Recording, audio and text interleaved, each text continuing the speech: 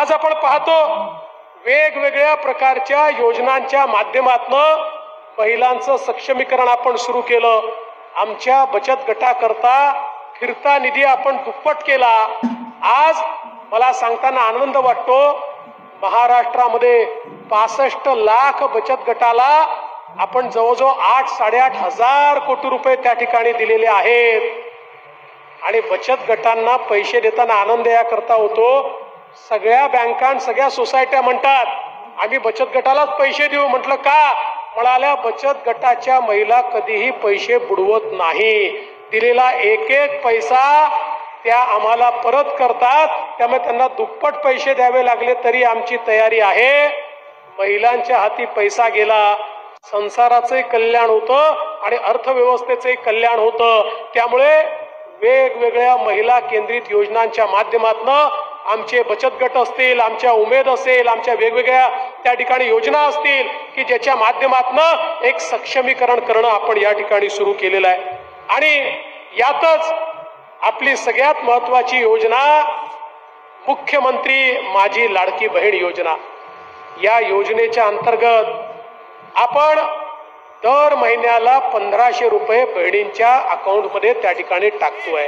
अरे आता 1.5 कोटी बहिणींना याचा फायदा थेट त्यांच्या खात्यामध्ये पैसा जातोय। 3000 रुपये जवळजवळ 1.25 कोटी खात्यांमध्ये गेलेले आहेत। उर्वरित खात्यांमध्ये देखील पैसा जायला सुरुवात झालेली आहे। आणि माननीय मुख्यमंत्र्यांनी आणि आम्ही निर्णय केला, कोणाचा फॉर्म उशिरा आला तरी चिंता करू नका, 31 ऑगस्ट पर्यंतच्या सगळ्या फॉर्मला आम्ही त्या ठिकाणी सप्टेंबर महिन्यामध्ये जुलै ऑगस्ट सप्टेंबरचे 3 महिन्याचे पैसे त्या ठिकाणी देऊ। कुठल्याही बहिणीला वंचित आम्ही ठेवणार नाही।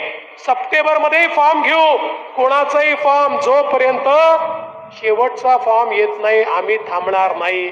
आपण लक्षात घ्या, महायुतीचं सरकार गेल्यानंतर महाविकास आघाडीचं सरकार आलं, त्यांनी पहिलं काम काही केलं असेल, महायुतीच्या काळातल्या सगळ्या योजना त्यांनी बंद केल्या।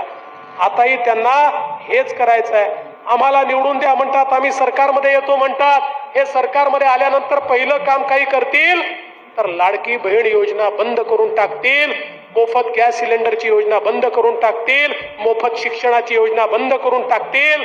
पण काळजी करू नका, बहिणींचे आशीर्वाद भावांच्याच पाठीशी आहे आणि ज्याच्या मागे ताई त्याचं कोणी काही बिघडवू शकत नाही। त्यामुळे तुमच्या आशीर्वादानं याही वर्षी, पुढच्याही वर्षी, त्याच्या पुढच्याही वर्षी, त्याच्याही पुढच्या वर्षी सातत्याने ही योजना सुरूच राहील। आम्ही काही झालं तरी ही योजना बंद करू देणार नाही। म्हणून बहिणींना माझी विनंती एवढीच आहे, बहिणींनो तुमचा आशीर्वाद आमच्या पाठीशी असू द्या।